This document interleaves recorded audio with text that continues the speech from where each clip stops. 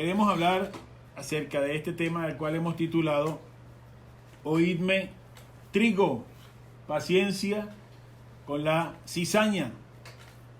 Dice el tema, 3 razones por las cuales debemos ejercitar la paciencia con los más difíciles.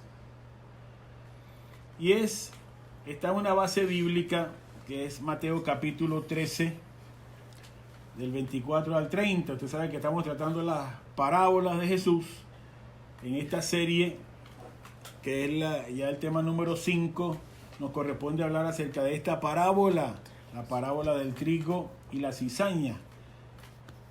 La base bíblica, repito, está en Mateo capítulo 13, del verso 24 al 30. Y esta parábola tiene algo especial, al igual que la del sembrador, que Jesús da la parábola e inmediatamente a los pocos versículos la explica. Muy interesante, así que vamos a considerar ambas lecturas, tanto la parábola como tal, como la explicación que el Señor da acerca de esa parábola. Dice Mateo capítulo 13, verso 24, con la bendición del Padre, Hijo y Espíritu Santo, les refirió otra parábola diciendo: el reino de los cielos es semejante a un hombre que sembró buena semilla en su campo, pero mientras dormían los hombres, vino su enemigo y sembró cizaña entre el trigo y se fue. Y cuando salió la hierba y dio fruto, entonces apareció también la cizaña. Vinieron entonces los siervos del padre de familia y le dijeron: Señor, ¿no sembraste buena semilla en tu campo? ¿De dónde pues tiene cizaña? Él les dijo: un enemigo ha hecho esto. Y los siervos le dijeron: ¿quieres pues que vayamos y la arranquemos? Él les dijo: no sea que al arrancar la cizaña, arranquéis también con ella el trigo. Dejad crecer juntamente lo uno y lo otro hasta la siega. Y al tiempo de la siega, yo diré a los segadores: recoged primero la cizaña y atadla en manojos para quemarla, pero recoged el trigo en mi granero. Hasta ahí es la parábola. En el versículo 36 de ese mismo capítulo 13, miren lo que sucede. Entonces, despedida la gente, entró Jesús en la casa, y acercándose a él sus discípulos le dijeron: explícanos la parábola de la cizaña del campo. Respondiendo él les dijo: el que siembra la buena semilla es el Hijo del Hombre. El campo es el mundo. La buena semilla son los hijos del reino, y la cizaña son los hijos del malo. El enemigo que la sembró es el diablo. La siega es el fin del siglo, y los segadores son los ángeles. De manera que, como se arranca la cizaña y se quema en el fuego, así será en el fin del siglo. Enviará el Hijo del Hombre a sus ángeles, y recogerán de su reino a todos los que sirven de tropiezo y a los que hacen iniquidad, y los echarán en el horno de fuego. Allí será el lloro y el crujir de dientes. Entonces los justos resplandecerán como el sol en el reino de su Padre.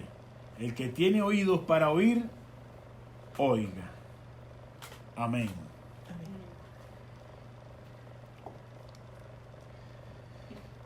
Una parábola interesante. No sé si cuando usted la escucha por primera vez, usted se considera trigo o se considera cizaña. Eso sería interesante que uno lo dilucidara rápido para después entender qué es lo que Dios nos está diciendo, si somos trigo o si somos cizaña. Pero para usted responderse esa pregunta, usted tiene que considerar si usted es una persona fácil, tratable por lo que le rodea, o es una persona difícil o algo complicada.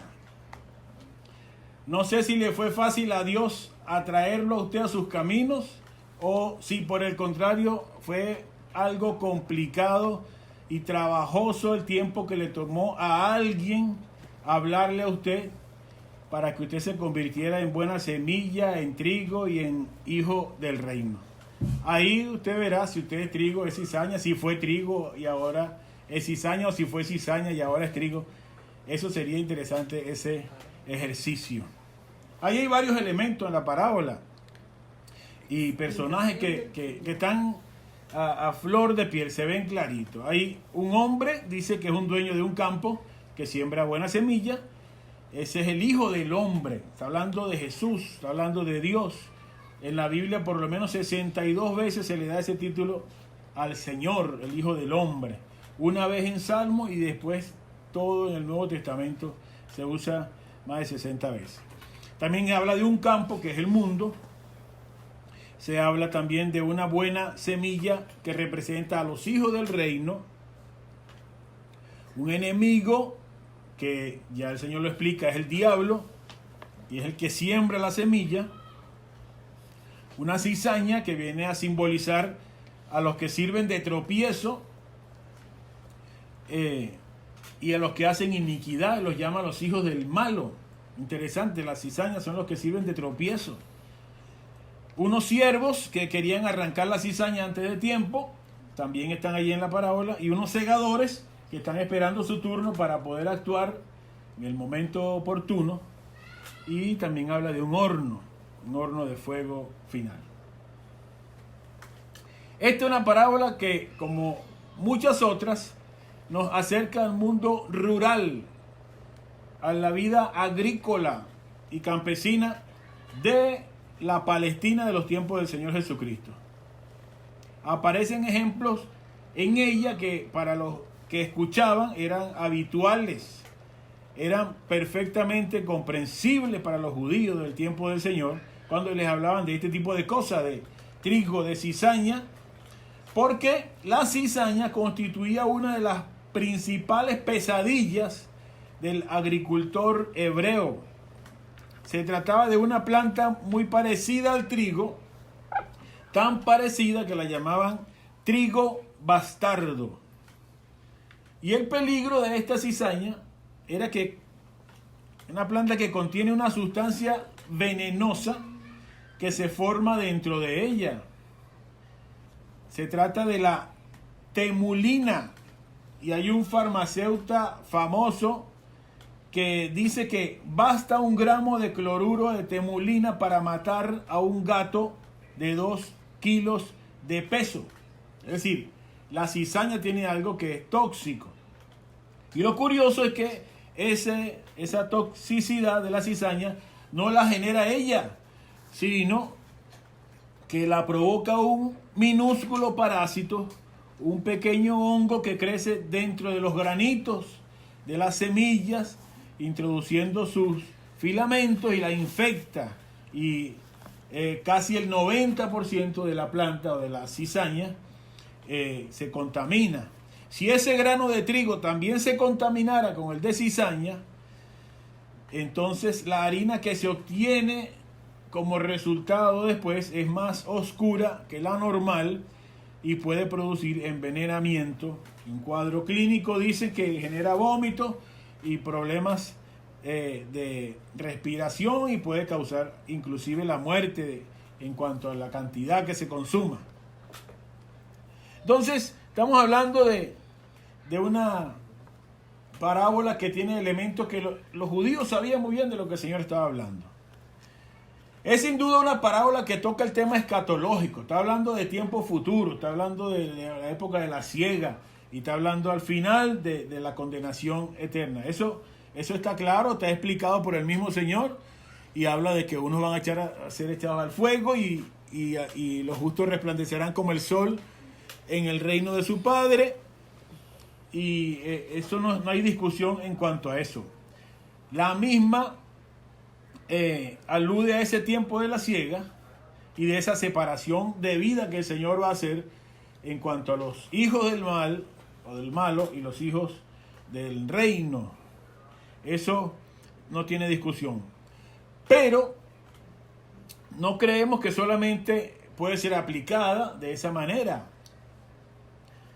Si uno busca el contexto, ¿por qué el Señor habló o contó esa parábola? ¿A quién iba originalmente dirigida? Hay exégetas que dicen que estaba destinada a los propios discípulos del Señor. No era una parábola, si se quiere, evangelística, sino estaba dirigida a sus discípulos. Porque en el judaísmo del tiempo de Jesús había una idea que él tenía que ayudarles a combatir. Una idea de lo que se ha llamado el resto santo. Es decir, ellos entendían que por algunos pasajes del Antiguo Testamento había una especie de estirpe santa que Dios estaba preservando, basado en algunos textos. Por ejemplo, el primer capítulo de Reyes, versos 19 y 18, el Señor le dice: yo haré que queden en Israel 7,000 cuyas rodillas no se doblaron ante Baal y cuyas bocas no los besaron. Entonces, claro, cuando ellos hablan de que hay un remanente, un resto, un grupo especial, ellos tenían eso en mente inclusive hasta los tiempos del Señor.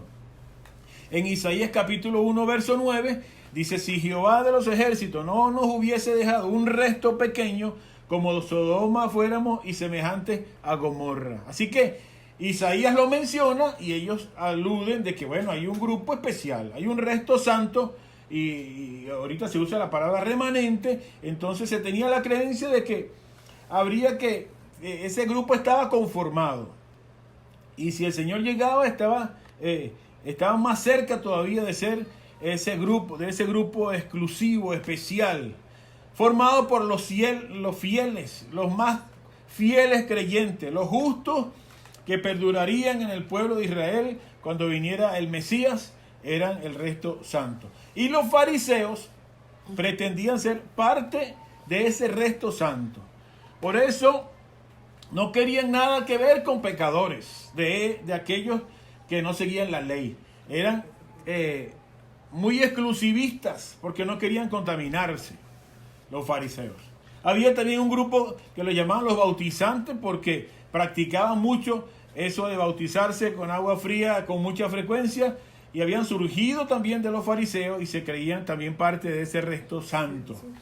Estaban los esenios también, un grupo que procuraba establecerse como una comunidad pura, especial, y que no se querían contaminar con los demás, y optaron por alejarse inclusive de Jerusalén. Se fueron a otras ciudades distantes, porque Jerusalén, bueno, conformaba esa comunidad corrompida, pues, para ellos.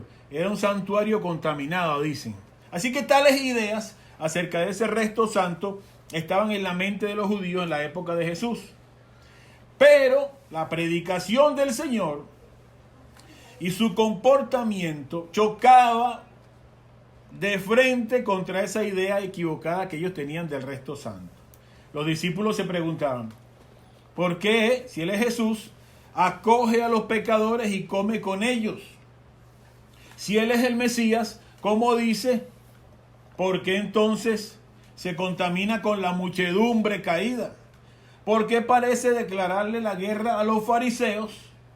¿No está viendo que los fariseos son los elegidos, son el resto santo de Israel? Si Él es hijo de Dios, ¿cómo es que entre sus seguidores hay pecadores que no han sido justificados delante de Dios? ¿Cómo puede el Mesías tolerar tal situación? Etcétera, etcétera.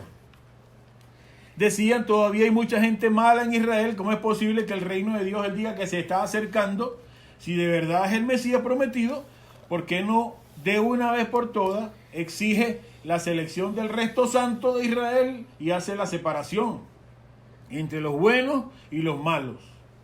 Entonces ahí es donde sale la parábola del trigo y la cizaña. Esta parábola es la respuesta de Jesús a todas esas interrogantes. Esa situación que para ellos era escandalosa, que Él estaba haciendo con su comportamiento al relacionarse con publicanos, con pecadores, se la responde a través de esta parábola. El Señor se opone radicalmente en contra de sus propios discípulos en ese asunto de querer ser una comunidad tan santa que no puede relacionarse con los demás. Sencillamente porque todavía no ha llegado la hora de que vaya a hacer esa separación, le está explicando el Señor. No se ha acabado el periodo de la gracia divina. Cuando llegue ese tiempo, Él mismo será el que separe unos de otros, pero todavía no. Todavía hay posibilidades de hacer el trabajo. Él no vino a realizar esa idea exclusivista que ellos querían, de separar el resto santo, sino vino a reunir a una comunidad de salvados que están conformadas por todos los pueblos de la tierra, porque de tal manera amó Dios al mundo, dice la palabra, para que todas aquellas personas que le acepten como el Salvador de sus vidas, se acerquen, para que al final se haga la separación. La característica del Evangelio de Cristo es precisamente universal. Es para todo el mundo. Y no solo para un reducido grupo especial que se cree que son mejores que los demás. De manera que con esta parábola Jesús le da el estímulo y ánimo a los discípulos para que sean pacientes, para que lleguen a comprender que los malvados y los justos también conviven con nosotros en este mundo hasta el final del tiempo. Así que, aunque estamos claros de que hay personas que, como dice allí, sirven de tropiezo, son los hijos del malo, en todas partes los hay, nuestra relación con ellos debe ser igual como sería la del Señor con ellos.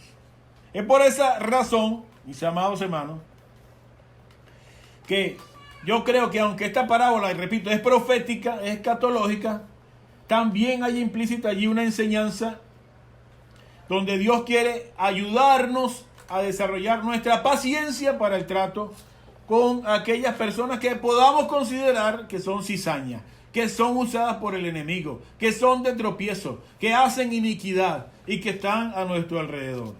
Por tal razón, quiero que veamos al menos 3 razones por las cuales debemos ejercitar la paciencia para con el trato con los demás. Así que debemos tener paciencia hacia lo que consideramos cizaña. Número 1, porque el campo tiene dueño.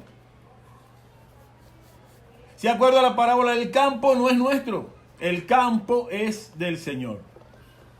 Los versículos 24 y 37 dice que la parábola que Jesús le dice es que el reino de los cielos es semejante a un hombre que sembró buena semilla en su campo. En su campo. Y el verso 27 dice: vinieron entonces los siervos del padre de familia y le dijeron: Señor, ¿no sembraste buena semilla en tu campo? ¿Por qué? Porque el campo tiene dueño. El verso 38 dice: el campo es el mundo. La buena semilla de los hijos del reino. Ese mundo, ese campo, es del Hijo del Hombre. Es de Dios. Mire, eso parece sencillo. Pero si entendemos eso, debemos tener presente que si Dios es el dueño del mundo, no Satanás, como muchas veces le hemos querido atribuir a Satanás, él dice el príncipe de este mundo, dice la Biblia, entonces creemos que el mundo es del diablo. No, el mundo no es del diablo. El campo, el mundo, es del dueño. No es Satanás el dueño de nada. El enemigo es simplemente un impostor que ha pretendido robar lo que es de Dios. Pero nada es suyo. El campo es de Dios. Y de hecho todo lo que está sembrado en ese campo, ¿sabe de quién es? Es de Dios. Y la cizaña que creció allí también es del dueño. No creamos que una persona por ser tropiezo, Dios la desecha. Ese es de Él. Son vidas de Él. Son almas de Él. Estamos rodeados de gente difícil. De eso no hay duda. Pero, hermanos queridos, este primer punto tiene como objetivo que nos cuidemos de etiquetar de una vez como que son del diablo y ya están destinados a perecer. A nadie sobre esta tierra. Ninguno de nosotros antes de llegar a Cristo éramos perfectos. Ni todavía tampoco lo somos. Tanto el apóstol Pablo como usted y yo éramos malos bastante. Pero Dios no vio eso, sino que de su amor nos abrazó y su gracia nos cubrió. Estamos escuchando unos testimonios en estos días de personas como usted y como yo, que son parte de la iglesia, y estamos viendo con contundencia cómo Dios rescató de lo vil y de lo menospreciado, de lo que no servía, y ha convertido a gente en buena semilla. Los ha convertido en hijos del reino. Los ha convertido en trigo, en buen trigo que da fruto. El lema de nuestro aniversario dice que por su gracia nosotros llegamos hasta aquí y seguimos venciendo. Por la gracia de Dios. Gracia es algo que no merecemos. El versículo de Juan 1:16, que es el lema, dice: de su plenitud tomamos todos, y gracia sobre gracia. Entonces creo que si tuviéramos en mente lo que Dios piensa de los impíos, quizá los tratáramos mejor. Si tuviéramos en mente lo que Dios piensa de toda la humanidad, si entendiéramos lo que significa de tal manera amó Dios al mundo, amó Dios a lo que está en su campo, amó Dios al trigo y a la cizaña, si entendiéramos eso, creo que nuestra visión hacia el que nos rodea, sea bueno o sea malo, cambiaría un poco. Sobran en la Biblia los nombres de las personas que se portaron mal, pero Dios los amó. Adán se portó mal. Moisés se portó muy mal. Noé también. Job se portó mal. David se portó mal. En el Nuevo Testamento, Pedro se portó muy mal. Pero Dios no desecha a nadie. Pablo era un perseguidor cuando era Saulo. Pero le pertenece a Dios. Está en el campo. Y el campo tiene dueño. El campo. Él regaba su campo, aunque había trigo y cizaña. Ambos fueron alimentados. Ambos fueron creciendo. Ambos fueron robusteciéndose, porque el dueño decidió que así fuera. No los ha cortado. No los quiere eliminar. Quiere trabajar en ellos. Entonces, respetemos el hecho de que todas las almas son de Dios. Y ese que a usted le saca canas, ese que a usted le preocupa, ese que le angustia, véalo con los ojos del amor de Dios. Porque el campo es de Dios y esa alma pertenece a Dios. Nadie se hubiese imaginado que Pablo iba a hacer lo que iba a hacer cuando estaba persiguiendo cristianos y matando cristianos. Pero Dios es tan poderoso. Hay personas, mire, usted va a escuchar un testimonio en los del grupo que yo me emociono a veces. Cuando usted escuche el de Alfredo Ramos, yo le voy a decir a Alfredo: regálale ese testimonio al que invadió tu casa en estos días en Los Teques, para que sepa con quién se metió.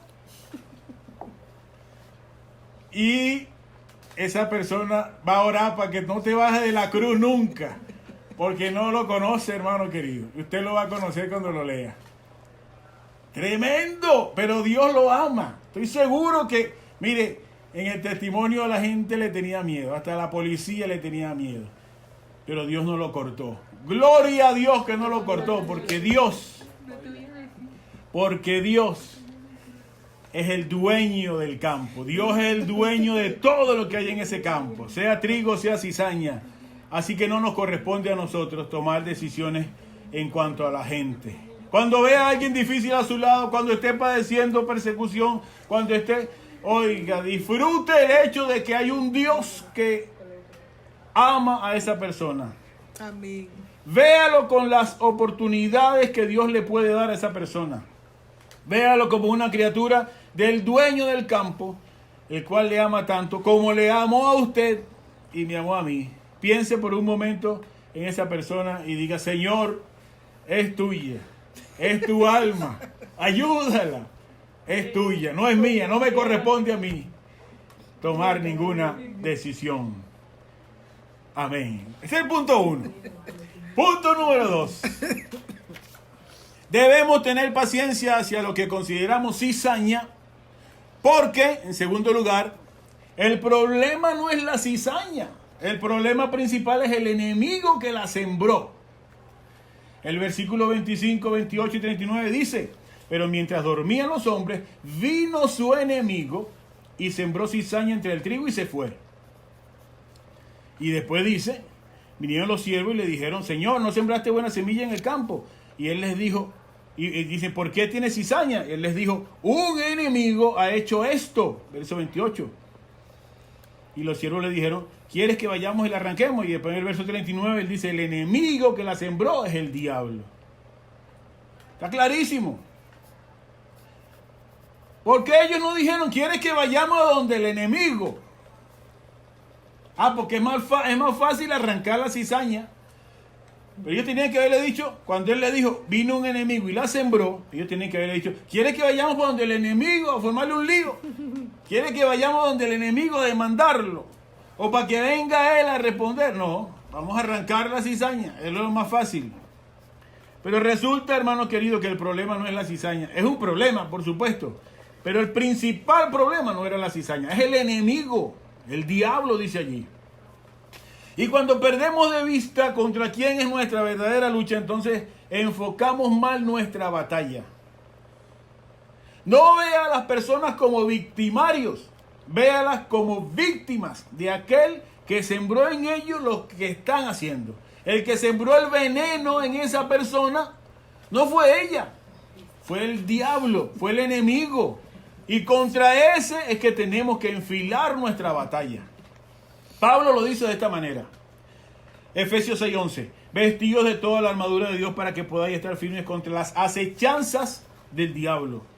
Porque no tenemos lucha contra sangre y carne, sino contra principados, contra potestades, contra los gobernadores de las tinieblas de este siglo, contra huestes espirituales de maldad en las regiones celestes.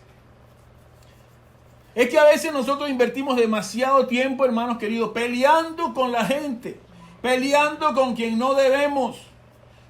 Y dejamos tranquilo al que deberíamos enfrentar, que es el malo, el que sembró eso, el que los tiene engañados, enceguecidos. La forma de pelear nuestra a veces es equivocada. Miren cómo dice Pablo.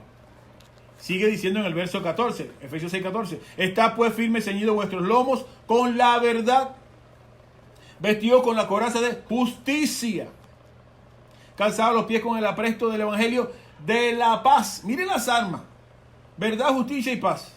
Sobre todo tomar el escudo de la fe, en que podéis apagar los dardos de fuego del maligno, y tomar el yelmo de la salvación y la espada del Espíritu, que es la palabra de Dios. Y después le dice, orando en todo tiempo con toda oración y súplica en el Espíritu y velando. Así que tenemos unas armas con las cuales pelear la batalla, pero no las estamos usando. Lo que estamos es maltratando, ofendiendo, enluchándonos, maldiciendo, unos conflictos innecesarios. Si la persona actúa de una manera carnal, nosotros le respondemos de una manera carnal, y eso no ayuda para nada. No, enfilemos nuestra batalla contra el enemigo. Tenemos autoridad para eso, para pelear contra el enemigo, y usemos armas de este tipo para encaminar esa lucha que tenemos: la verdad, la justicia, la paz, la fe, la palabra de Dios y la oración.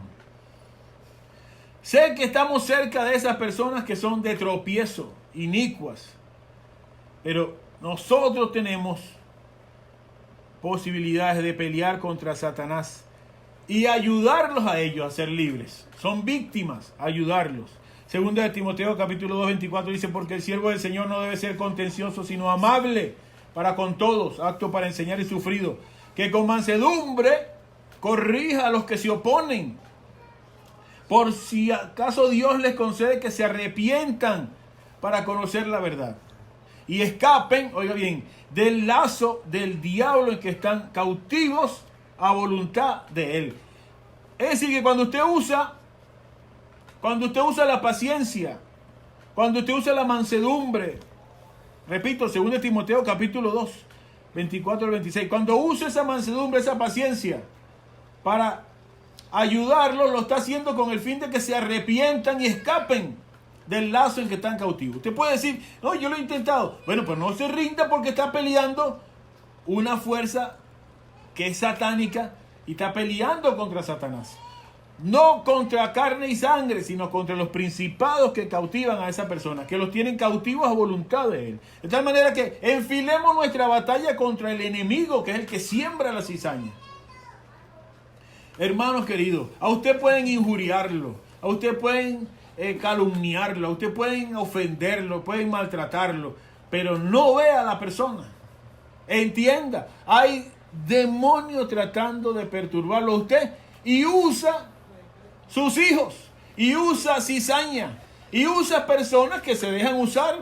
Así como a usted le gusta que Dios lo use, hay personas que se dejan usar por el enemigo, pero es el enemigo el principal enemigo. Mire esto, 1 Corintios 6, 9. ¿No sabéis que los injustos no heredarán el reino de Dios?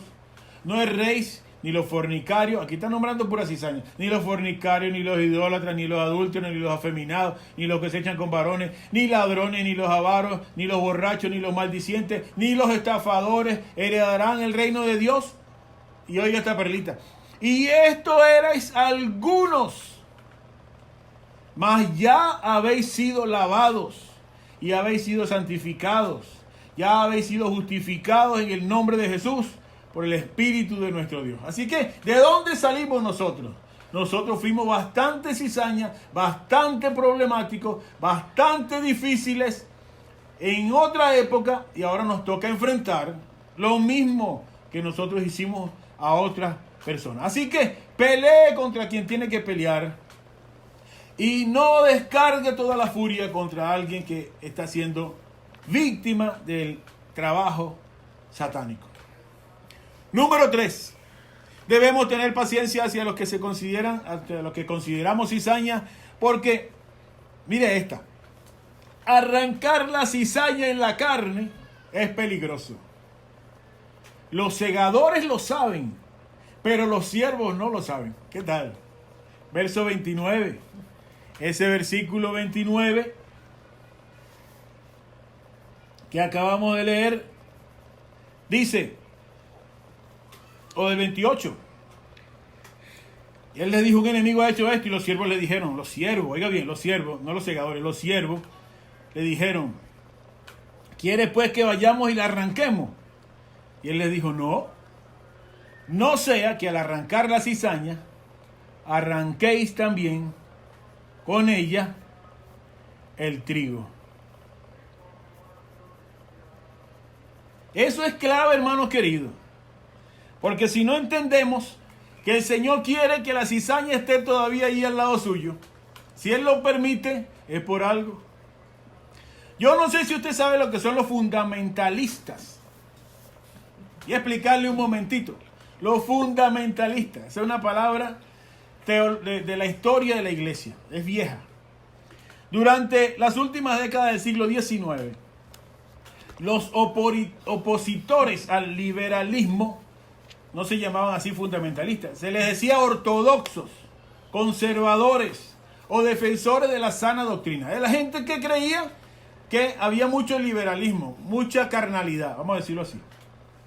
Entonces, en esa guerra sin cuartel contra los liberales o los carnales o los fríos o los liberales, dos multimillonarios petroleros ofrecieron financiar una nueva revista con el título Las Doctrinas Fundamentales. Eso fue entre 1910 y 1915.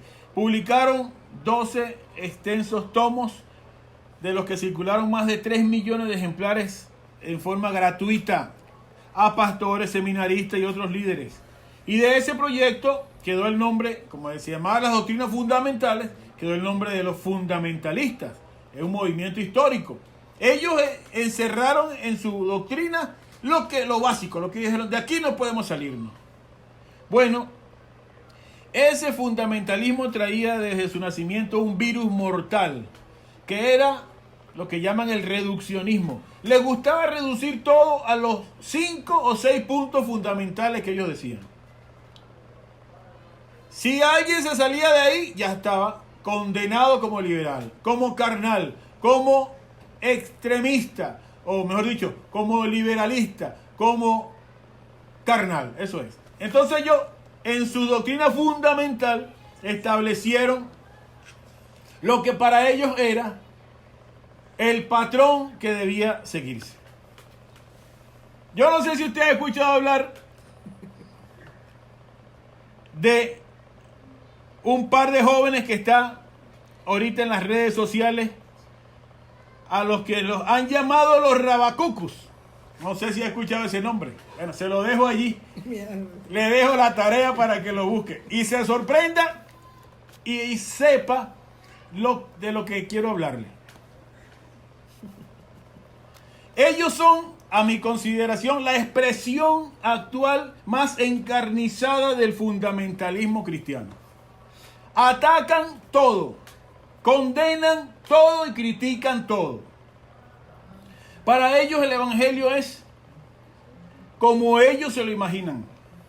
No hay lugar para otra forma. No entienden lo que significa la palabra libres en Cristo. No entienden lo que significa la palabra gracia. No entienden lo que significa ser diferentes, porque somos diferentes. Y no son solo ellos. Esos muchachos, esos rabacucos, como le dicen, son 2 nada más. Pero eso es un movimiento que hay, sobre todo en Latinoamérica, Dominicana, Puerto Rico, de un evangelio extremista, bueno, de manera exagerada. Ellos se han proliferado, por supuesto, y hay gente que le gusta, y dentro de las verdades que dicen demasiadas cosas que no tienen sentido, antibíblicas, les falta doctrina, pero son radicales, son fundamentalistas.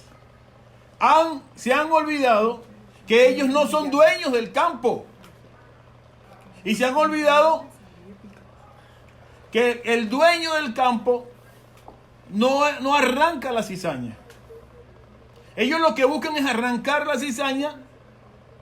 Todo lo que les parezca que no está bien, quieren arrancarlo de plano. Y por eso juzgan, señalan, condenan, critican a diestra y siniestra sin importarle nada.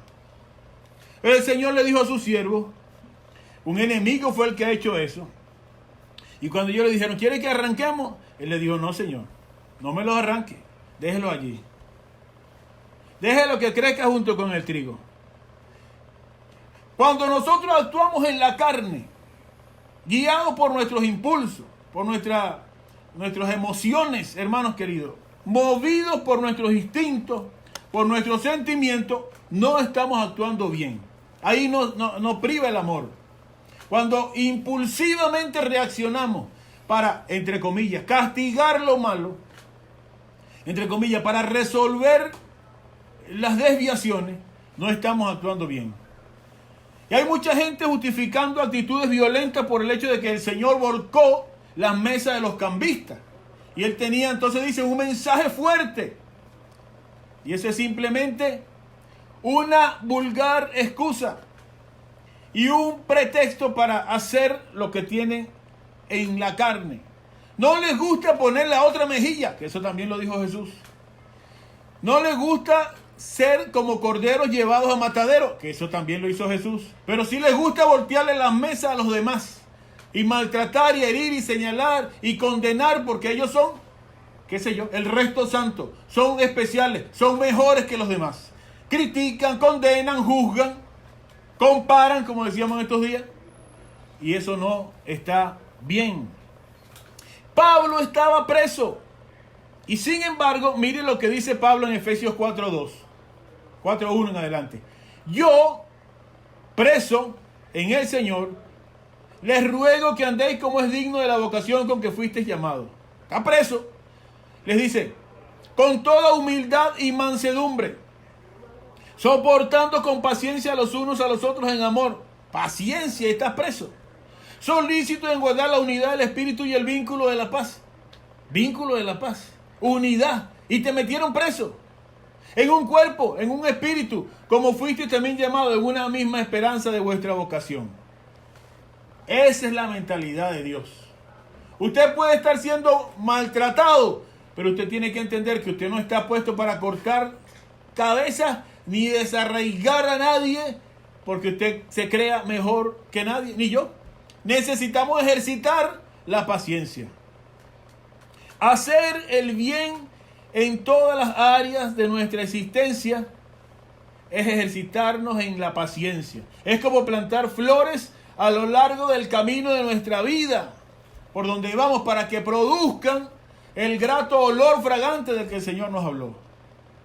El Señor Jesús nos exhorta a que seamos pacientes con los demás. Esta parábola de la cizaña es el mejor argumento de que disponemos los creyentes para enfrentarnos a todo tipo de intolerancia e intransigencia. Es la demostración palpable que ofrece Jesús de que los fanatismos no conducen a ninguna parte, que no son del agrado de Dios. Cuando se quiere arrancar el mal de raíz de manera contundente y brutal, lo que ocurre es que también se elimina la posibilidad del bien. Casi siempre a lo largo de la historia se ha intentado eliminar la maldad humana mediante medidas drásticas. Lo que ha ocurrido es que se ha acabado con el pecador, pero no con el pecado. Mire, yo he visto hijos de creyentes que no aman a Dios por la forma en que los trataron cuando estaban pequeños. Esa forma fundamentalista, diría yo, radical, cruel, de tratar de forzar las cosas que a ellos no les parece que estaban haciéndose, y los llevaron por un camino de rebeldía, de rechazo al evangelio, porque lo que nosotros hagamos como padres moldea la figura del Dios Padre. Entonces, nosotros no podemos con intolerancia en la carne tratar de resolver las cosas. Tenemos armas, y ahí habla de las armas, ya las dijimos. Hay paz, hay justicia, es la verdad, es la fe, es la oración. Pero no podemos en la carne tratar de arrancar la cizaña, porque lo que hacemos es perjudicar. Y he conocido esos muchachos que los obligaban a arrodillarse a orar, que los obligaban a ayunar y no querían, que tienes que, y era un maltrato. No se los ganaban con amor, no los modelaban con amor, no los ayudaban con paciencia, sino que era una imposición, como que si eso puede entrar de afuera hacia adentro. No hay la gracia y la sabiduría para que con amor nazca el deseo en el corazón, sino que tengo que llevarlo como que si fueran animales, y al final los muchachos, cuando ya crecen, lo que hacen es rebelarse contra la autoridad. Porque no se puede, hermanos queridos, no se puede ser de esa manera. En la carne no sirve.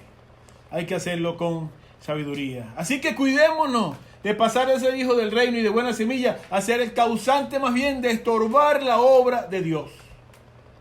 Que entendamos que hay que orar y hay que tener el amor y la sabiduría de Dios para poder ayudar y no perturbar más bien el trabajo que Dios quiere hacer. Y por último, debemos tener paciencia hacia lo que consideramos la cizaña, porque Dios trabajará en su campo hasta el tiempo de la siega y luego dará a cada quien su lugar. Bueno, por eso hablo de paciencia, porque esto no se puede acabar hoy ni mañana. Esos versículos 42 y 43 dice: de manera que como se arranca la cizaña y se quema en el fuego, así será el fin del siglo. Enviará el Hijo del Hombre a sus ángeles y recogerán en su reino a los que son de tropiezo y a los que hacen iniquidad, y los echarán en el horno de fuego, y allí será el lloro y el crujir de dientes, y los justos resplandecerán como el sol en su reino de su Padre. El que tiene oído para oír, oiga. El Señor le está diciendo, claro que viene un tiempo en que yo tengo que hacer eso, pero es que estoy en un periodo de gracia, estoy en un periodo en que estoy trabajando en esa cizaña, como trabajé en muchos y los cambié de ser hijos del malo a ser hijos del reino. Los saqué de ser cizaña y ahora son trigo. Los saqué de estar cautivos por el enemigo y por el mal, y ahora son mis hijos y me aman. Así que yo tengo trabajo que hacer, y yo creo que también tenemos trabajo nosotros. Hay un fin por el que Dios quiere que crezcan juntos la cizaña y el trigo. Ahora hay un trabajo que si al final, cuando llegue el fin, no resultó en esa cizaña, pues ya tiene su lugar establecido. Tiene el fuego eterno establecido. Pero mientras tanto, ¿qué está haciendo Dios con los hijos del malo? ¿Qué está haciendo? Está trabajando en ellos. Y usted y yo somos parte de ese trabajo, hermanos queridos. Tenemos trabajo que hacer. Dios quiere que la buena semilla esté al lado de la cizaña, que los hijos del reino estén al lado de los hijos del malo con un fin específico.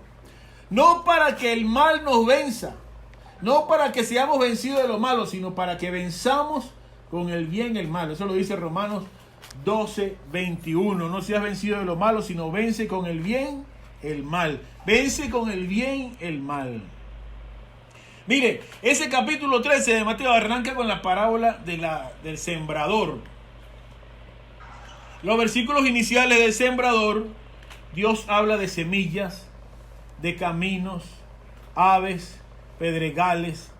Y ahora está hablando de sembrar personas. Allá está hablando de semillas y pedregales y aves. Y aquí dice hijos del reino e hijos del mal. Pasa ahora a las personas. Siempre los hijos del reino, cuando son sembrados en un lugar, es para un propósito. El trigo da fruto. ¿Usted dónde está? Es para que dé fruto. Donde yo estoy es para que demos fruto. Y crezcamos al lado de esas personas que llamamos los hijos del malo, la cizaña, para que nuestro fruto, nuestro bien, nuestra conducta los ayude a ellos. Que crezcamos juntos. Para que los del reino logren influir sobre los otros. Tremendo, hermanos queridos. Si podemos entender eso, qué maravilloso fuera. ¿Cuántos creyentes lo que hacen es soltar palabras obscenas cuando se consiguen con personas que los maltratan en el hogar? Hay personas que en sus hogares se comportan muy distinto a como fueran en la iglesia. ¿Y la excusa cuál es? Es que tienen unos diablos ahí metidos en la casa. Bueno, entonces se convierten ellos también en diablos. Porque entonces se comportan tal cual como los impíos. Entonces no hay una diferencia. Y esa no es la idea. Usted se los va a encontrar por todas partes, la cizaña. Cuando esté evangelizando le van a tirar la puerta. ¿Qué vamos a hacer?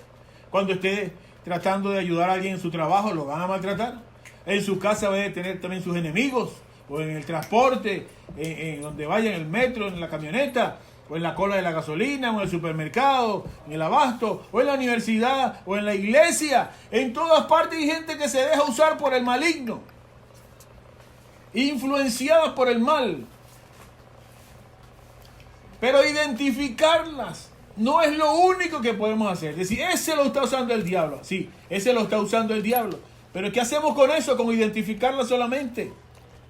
Eso es parte del trabajo. Ahora hay que influir en ellos para que Dios los ayude. Mire lo que dice Pedro, 2 de Pedro 3:9. El Señor no retarda su promesa, según algunos la tienen por tardanza, sino que es paciente para con nosotros, no queriendo que ninguno perezca, sino que todos procedan al arrepentimiento. Es decir, la paciencia de Dios es para salvación, dice otro texto. Él es paciente, no quiere que ni uno solo se pierda. Entonces, ¿cuál es su trabajo y cuál es el mío? Orar. Mire, ¿cuánta gente ha llegado a los pies de Cristo por el amor que se le ha mostrado por un hijo del reino? Eso lo dice 1 Corintios 7. Y las mujeres casadas traten también a sus maridos, no sea que ellos lleguen a los pies de Cristo por la conducta de ellas. Yo recuerdo una anécdota donde un predicador, un pastor, veía que el esposo de una hermana que no era creyente, al final se convirtió.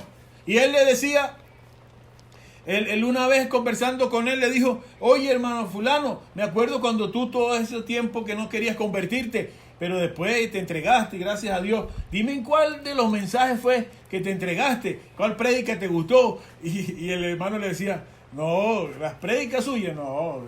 Aquí yo, mire pastor, perdóname, yo me dormía en esa prédica. A mí no me gustaba escucharla, yo venía obligado. Pero quiere que le diga algo, esa mujer que Dios me dio, yo le hacía la vida imposible a ella. Yo la maltrataba y ella lo que me devolvía era amor. Yo la trataba tan mal como para que se obstinara de mí. Y ella lo que hacía era tratarme bien, me consentía. Yo no sé. Y llega un momento que yo no aguanté. Yo dije, yo quiero esa paz que tú tienes, chica. Yo quiero ese Dios que tú tienes. Porque el poder del amor de Dios, hermano, transforma cualquier corazón por duro que sea. Así que nosotros, hermanos queridos, tengamos paciencia, paciencia. Esta parábola nos llama a la paciencia. Paciencia con el que es difícil. Cuando usted piense en esa persona difícil, comprenda que Dios está trabajando en él o en ella y se la puso a usted para que usted sea quien le ayude a salir de allí. Dios no es injusto, no se crea. Al final, si esa persona no quiere ceder o atender, Dios hará lo que tiene que hacer. Dios lo va a arrancar de alguna manera, lo va a quitar del camino o va a hacer lo que tiene que hacer, lamentablemente, porque ese es su trabajo. Pero entienda que estamos en una dispensación de gracia donde el Señor trabaja en ellos, en las almas, y trabaja también en nosotros. Hay una oportunidad todavía y Dios en su fidelidad se la está dando a todo aquel que no cree en Él. Así que, hermanos queridos, a pesar de que hayan cizañas sembrándose por todas partes, a plena luz del día, venenosas en la sociedad, en su casa, en su barrio, en su vecindad, no se rinda. No caiga en la tentación de arrancarla a usted mismo de raíz y prenderle fuego. Dios ama tanto la cizaña que al final hasta la va a usar. ¿Qué tal? Cuando Él dice agárrala en manojo y quémela, lo que está diciendo, bueno, para algo la voy a usar, porque yo invertí mi tiempo en ella y la usan, y eso es lo que hacen los judíos cuando arrancan la cizaña, después que crece, la separan y la usan como leña para encender fogata o fuego que sean necesarios. Dios ama a la cizaña, aunque usted y a mí nos hagan la vida imposible. El hombre, hermano querido, tiene que tener paciencia, porque hay un dueño de un campo que no aborrece a la cizaña, y es Dios. Porque hay un enemigo que hay que atacar, no a la cizaña, hay que ver al que está detrás de ella. Porque hacerlo en la carne y trabajar en nuestras emociones puede traer más problemas. Y es en el amor, no en la carne, es en el espíritu. Porque Dios trabajará en esa persona, en esos impíos, hasta que ya no haya más oportunidad y Él mismo los desarraigue. Por eso yo digo que los siervos tienen que tener cuidado. Los siervos estaban emocionados, pero ¿qué eran los siervos? Los cocineros, los porteros, los barrenderos. Eso no eran segadores. Esos estaban emocionados porque querían ya arrancarla. Iban a hacer un trabajo malo. Pero el segador, es interesante, el segador sabe que hay que dejarlas crecer juntas. Y al final se van a separar. Ya vimos una ilustración en estos días, un hermano que se fue a Oregon a los campos y dijo, mire qué bonito, este es un campo de trigo. Y Dios me ha permitido estar aquí para grabarle este video, y la persona se paró ahí y dijo, mire, se parecen tanto cuando están creciendo el trigo y la cizaña que es casi imposible, imperceptible ver la diferencia. Pero, como dice la Biblia, cuando ya esa hierba da fruto, entonces empieza a separarse lo que es la cizaña. Y él dice, ¿quiere ver la cizaña? Y la mostró. Y la cizaña son todas esas que están erguidas y paraditas. Porque las que tienen fruto Verdaderos frutos pesan y se doblan. Pero las que son cizaña son fofas por dentro. No tienen nada de alimento. Están envenenadas. No sirve, pero esas crecen derechitas y son más altas. Pero hay que dejarlas crecer. No tienen nada. Y él decía, las que sí tienen peso se humillan, se doblan, adoran a su Señor. Pero las otras son orgullosas, son altivas, se levantan por encima de todas. Y cuando el Señor las ve, trabaja para ver si le sale fruto, para ver si deja el veneno, para ver si se convierte. Y mire que más de uno, como usted y yo, ya Dios nos ha hecho pasar de muerte a vida. Así que tengamos paciencia, hermanos queridos. Tengamos paciencia, pidámosle a Dios que nos ayude, que no seamos tan duros, tan rígidos con aquel que no comprendemos, porque Dios nos ha amado tanto a nosotros. Yo sé que aquí hay personas que están luchando y batallando con ese familiar, con ese cónyuge, con esos hijos, con esos nietos. Están allí peleando esa batalla, tratando de que Dios haga algo. No pierda la confianza ni la fe, hermano, hermana. Dios está trabajando también. Ore con fe, con confianza. Ámelo. Devuelva bien por mal. Ame. Muestre a Cristo en usted. Y yo estoy seguro que eso impacta mucho más la vida de esas personas difíciles que el atacarlos, que el condenarlos, que el juzgarlos, que el ofenderlos. Y yo sé que Dios quiere hacerlo. Por eso oro para que Dios nos ayude. Padre, en el nombre de Jesús. Gracias por tu palabra, por esta parábola, Señor, del trigo y la cizaña. Gracias porque tú quieres que tengamos paciencia con las personas difíciles. Ayúdanos a entenderlo. Este campo es tuyo, tú eres dueño de todas las criaturas, Señor. De los más difíciles, tú eres dueño, tú les amas. Tú quieres ayudarle. Hay un enemigo que hay que reprender, ese sí, hay que batallar, hay que hacer esa guerra espiritual, esa batalla contra las fuerzas del mal, que son las que perturban la vida de las personas y las tienen cautivas. Oh Dios, ayúdanos a actuar con amor, no en la carne, con amor, a no tratar de arrancar a nadie, a no convencer a nadie, Señor, a los golpes, sino con amor, con paciencia, con tolerancia, para no dañar la obra que tú quieres hacer. Y a entender que el tiempo de la siega está cercano, que pronto se acaba todo esto, que tú, que eres justo, harás, Señor, con los unos los que tienes que hacer y con los otros los que tienes que hacer. Con los malos, Señor, lamentablemente serán lanzados a la condenación. Pero tus hijos que han padecido violencia, que se han mantenido fieles, con paciencia, cumpliendo con tu voluntad, con tu ley del amor, Señor, resplandecerán como el sol en el reino del Padre. Gracias por los ejemplos de los mártires, Señor, que por siglos han muerto sin levantar su mano, Señor, sino amándote a ti. Son de ejemplo para muchos, oh Dios, para que muchos llegaran a tus pies. Ayúdanos, Señor, a tener la paciencia necesaria y que tu nombre sea glorificado. En el nombre de Jesús. Gracias, Señor. Amén. Y amén. Amén. Este gozo que yo siento en mi alma, solo Cristo me lo pudo dar. Este gozo que yo siento en mi alma, solo Cristo me lo pudo dar. Solo Cristo me lo pudo dar. Solo Cristo me lo pudo dar.